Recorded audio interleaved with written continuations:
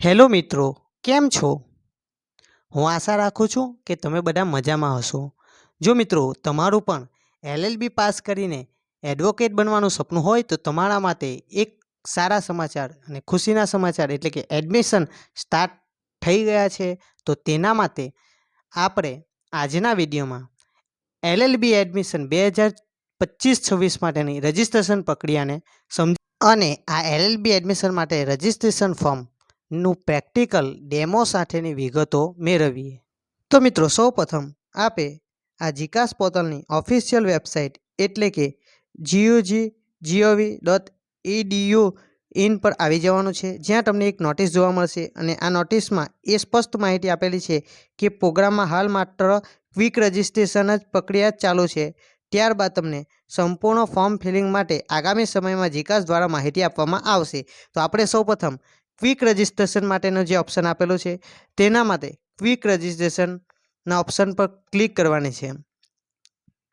ત્યારબાદ તમને આ પ્રકારનું પેજ ખુલશે.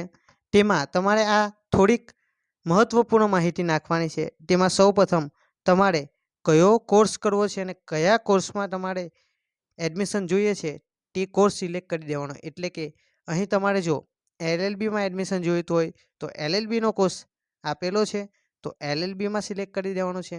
ત્યારબાદ આ તમે એક નવો ઓપ્શન જીકાસ પોર્ટલ પર અત્યારથી જોઈ શકો છો, તે છે અપર આઈડી એટલે કે ABC આઈડી. આ કમ્પલસરી નાખવાની છે. માટે જો ABC આઈડી તમે નહીં બનાવી હોય તો બનાવી દેજો.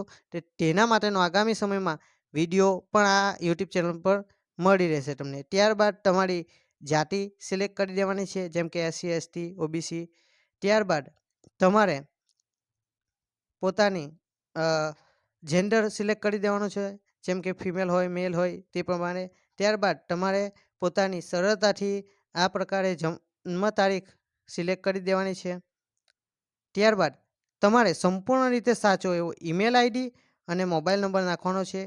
આ મોબાઈલ નંબર અને ઈમેલ આઈડી સાચો હોવો જોઈએ, જેથી કરીને એના પર તમને પાસવર્ડ અને આ જીકાસની આઈડી મોકલવામાં આવશે. ત્યારબાદ કેપ્ચા કોડ નાખીને ગેટ OTP પર તમે ક્લિક કરશો એટલે ત્યારે તમને તમારા જીમેલ પર યુઝર નેમ અને પાસવર્ડ મોકલી આપવામાં આવશે. તો મિત્રો હવે તમારા જીમેલ પર જે મેલમાં યુઝર નેમ અને પાસવર્ડ આપવામાં આવેલો છે તેના દ્વારા તમે જીકાસ પોર્ટલની ઓફિશિયલ વેબસાઇટ પર સ્ટુડન્ટ લોગિનમાં યુઝર નેમ અને પાસવર્ડ નાખીને સરળતાથી તમારી આઈડીને ખોલી શકો છો અને તેમાં તમારા સંપૂર્ણ વિગતને જોઈ શકો છો. ત્યારબાદ ભવિષ્યમાં જ્યારે ચોઈસ ફિલિંગ અને જ્યારે તમને એડમિશન માટે ફોર્મ સબમિટ કરવાનું રહેશે ત્યારે પણ તમે આ જ યુઝરનેમ અને પાસવર્ડનો ઉપયોગ કરી ફોર્મ સબમિટ કરી શકશો.